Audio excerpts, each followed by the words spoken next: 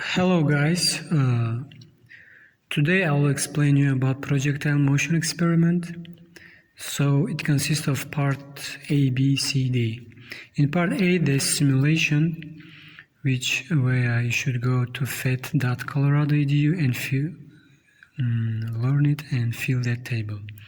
In part B we're gonna shoot horizontally at angle of 0 and find initial velocity, and we'll find the distance, how long our ball went. In part C, we're gonna set our launcher at 40 degrees angle and see how long it's gonna go, and find it theoretically also how long it's gonna go and find percent error. In part A, I set my launcher, Pascal mini launch, in a certain height. I will give you the height.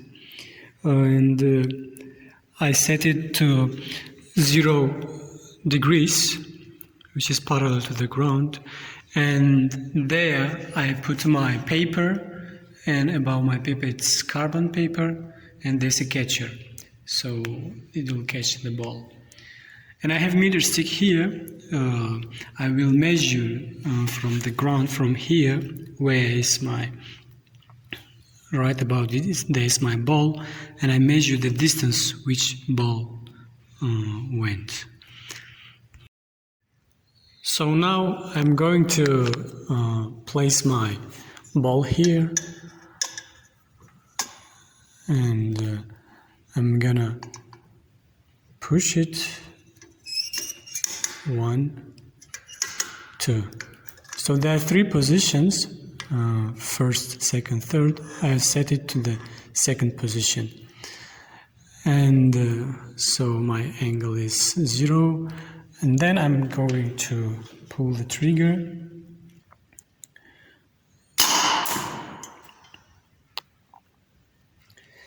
So I will do this already. Actually, I've done it. I did this 10 times. So every time I measured my distance and did it 10 times. So I will get uncertainty. I will give you this height. I will give you all the length that I have measured. And you're gonna find initial velocity. In part A, it says use equation 2D and 2F to find the initial velocity.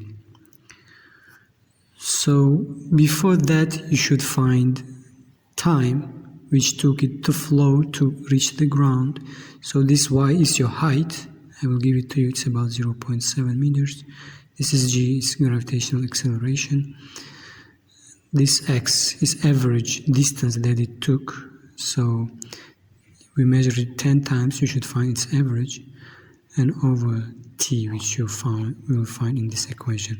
And you're going to find initial velocity here. To find uncertainty in time, so this equation is given. This equation has knots, these knots, but they should not be there. Forget about those knots. So it's t times uncertainty in height over 2 times height. It's about 0.7. I'll give it to you. And then 2f is here. You should find uncertainty in the initial velocity. So I think it's clear.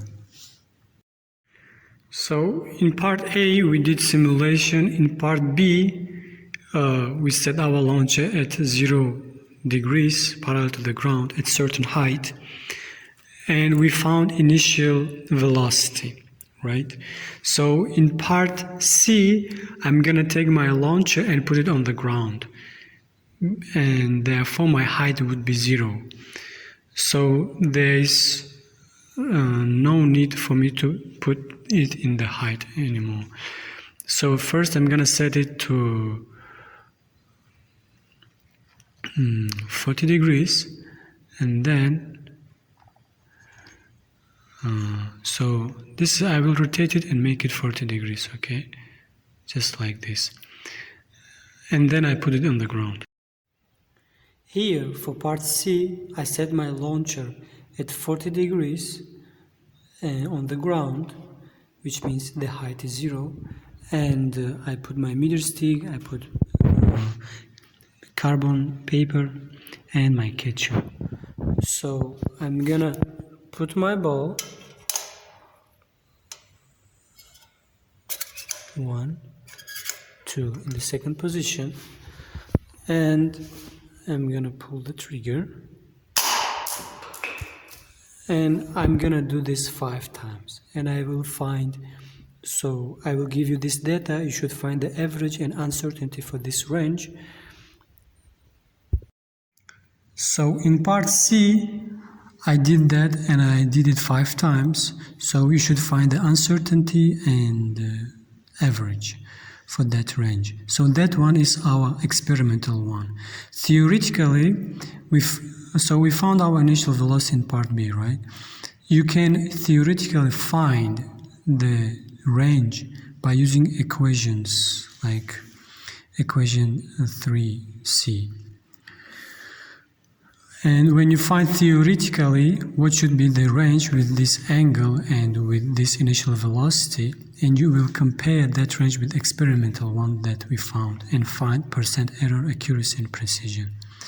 In part D, so here the distance is given, it's asking what should be the angle, at what angle we should set our launcher so it would travel 50 centimeters. So in part C, it's angle given, it's asking about the range. And in part D, the distance, the range is given, it's asking about angle, it's kind of vice versa. So we're just gonna skip part D. We're not gonna do part D, no need for that.